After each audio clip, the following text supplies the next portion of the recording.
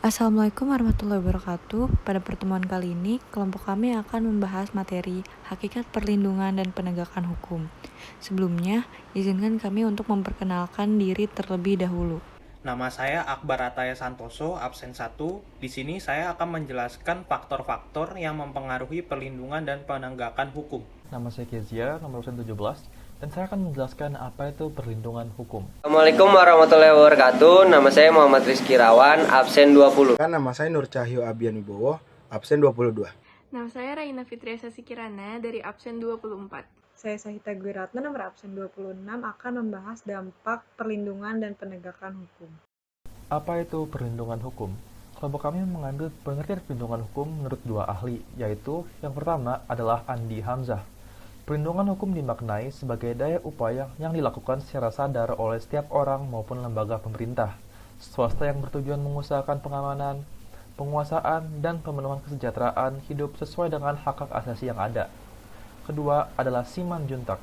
Dalam artikelnya yang berjudul Tinjauan Umum tentang Perlindungan Hukum dan Kontrak Franchise, mengartikan perlindungan hukum sebagai segala upaya pemerintah untuk menjamin adanya kepastian hukum dan untuk memberi perlindungan kepada warganya agar hak-haknya sebagai seorang warga negara tidak dilanggar, dan bagi yang melanggarnya akan dapat dikenakan sanksi peraturan yang berlaku. Unsur-unsur perlindungan hukum. Suatu perlindungan dapat dikatakan sebagai perlindungan hukum apabila mengandung unsur-unsur sebagai berikut. 1. Adanya perlindungan dari pemerintah kepada warganya. 2. Jaminan kepastian hukum. 3. Berkaitan dengan hak-hak warga negara. 4. Adanya sanksi hukuman bagi pihak yang melanggarnya. Penggolongan hukum. Menurut bentuknya, hukum dibagi menjadi dua nih teman-teman. Yang pertama ada hukum tertulis, dan yang kedua adalah hukum tidak tertulis. Kita akan membahas hukum tertulis terlebih dahulu. Hukum tertulis adalah hukum yang dicantumkan dalam berbagai peraturan perundangan. Hukum tertulis ada dua macam, antara lain sebagai berikut. Yang pertama, hukum tertulis yang telah dikodifikasi seperti KUH Perdata dan KUHP atau Kitab Undang-Undang Hukum Pidana. Kodifikasi adalah pembukuan bahan-bahan hukum yang sejenis secara sistematis dan lengkap dalam satu kitab undang-undang. Yang kedua ada hukum tertulis yang belum terkodifikasi, misalnya hukum perkoperasian. Lalu yang kedua kita membahas hukum tidak tertulis. Hukum tidak tertulis adalah hukum yang masih hidup dalam keyakinan di masyarakat tetapi tidak tertulis, disebut hukum kebiasaan. Hukum tidak tertulis tidak termaktub dalam suatu dokumen, tetapi diyakini dan ditaati oleh suatu masyarakat tertentu. Dalam praktek kenegaraan, hukum tidak tertulis disebut konvensi. Contoh, pidato presiden, tradisi, adat istiadat, dan kearifan lokal.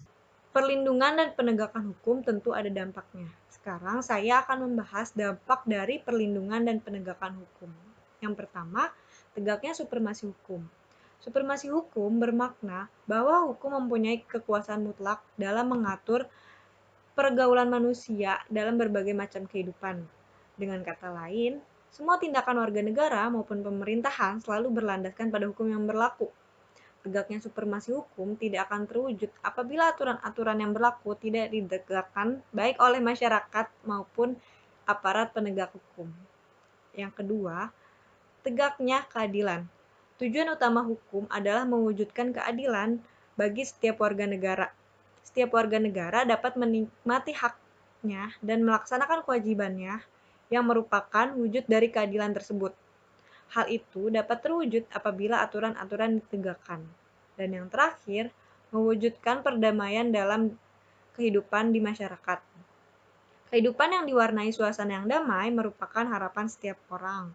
Perdamaian akan terwujud apabila setiap orang merasa dilindungi dalam segala bidang kehidupan. Hal itu akan terwujud apabila aturan-aturan yang berlaku dilaksanakan. Faktor-faktor yang mempengaruhi perlindungan dan penegakan hukum. A. Hukumnya.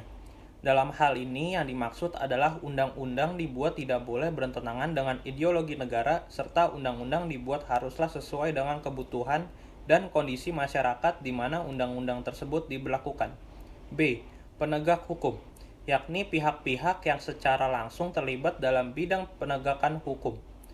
Penegak hukum harus menjalankan tugasnya dengan baik, sesuai dengan peranannya masing-masing yang telah diatur dalam peraturan perundang-undangan.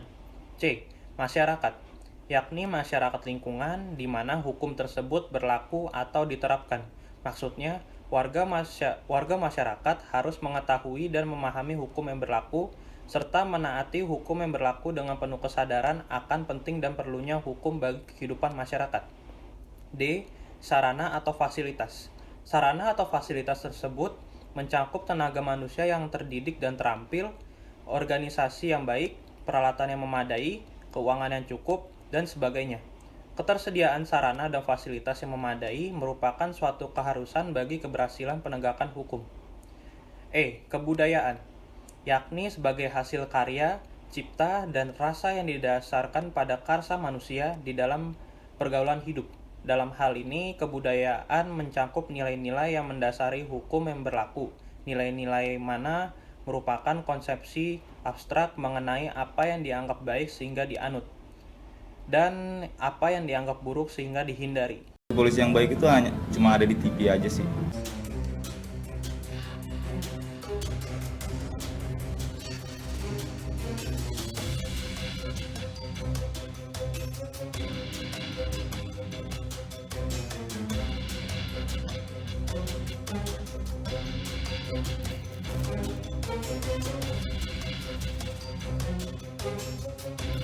Tidak ada keadilan. Saya berani ngomong tidak ada keadilan di sini. Udah benar-benar anak saya tidak bersalah. Udah benar-benar kasus salah tangkap sudah dibacakan semua, tapi katanya kadaluarsa. 56% masyarakat menyatakan kurang puas dengan penegakan hukum di Indonesia dan hanya 29,8% yang menyatakan puas terhadap penegakan hukum di Indonesia. Secara jernih ini adalah negara hukum, tapi lebih dikepada negara di mana seperti negara kekuasaan gitu, yang punya kekuatan, yang punya uang, yang punya kuasa, dialah yang kemudian lebih berpotensi mengendalikan hukum.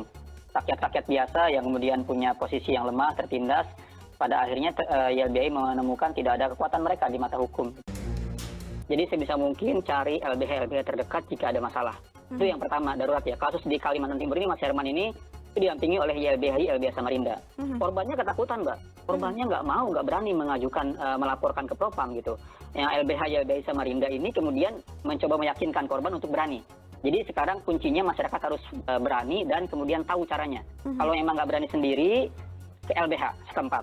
Kalau kemudian masyarakatnya lebih jauh lagi, ya belajar. Jadi kita harus belajar hukum, harus belajar bagaimana melaporkan aparat oknum-oknum yang melanggar seperti ini. Caranya bagaimana harus pelajari? Ada propamnya, kalau kejaksaan ada jamwasnya, kalau Mahkamah Agung ada misalnya bawas MA-nya. Itu dipelajari dengan baik agar masyarakat tidak takut melapor. Karena melapor dengan cara yang tepat. Tidak kemudian misuh-misuh gitu ya, marah-marah, emosi di sosial media, salah ucap, tapi kemudian tidak melakukan proses hukum yang benar. Takutnya malah berbalik ya, menjadi bumerang. Atau dikriminalisasi, kan ada LPSK, Lembaga Perlindungan Saksi dan Korban. Jadi orang-orang yang mungkin di LBH akan tahu mengarahkan bagaimana tidak kemudian dapat serangan balik.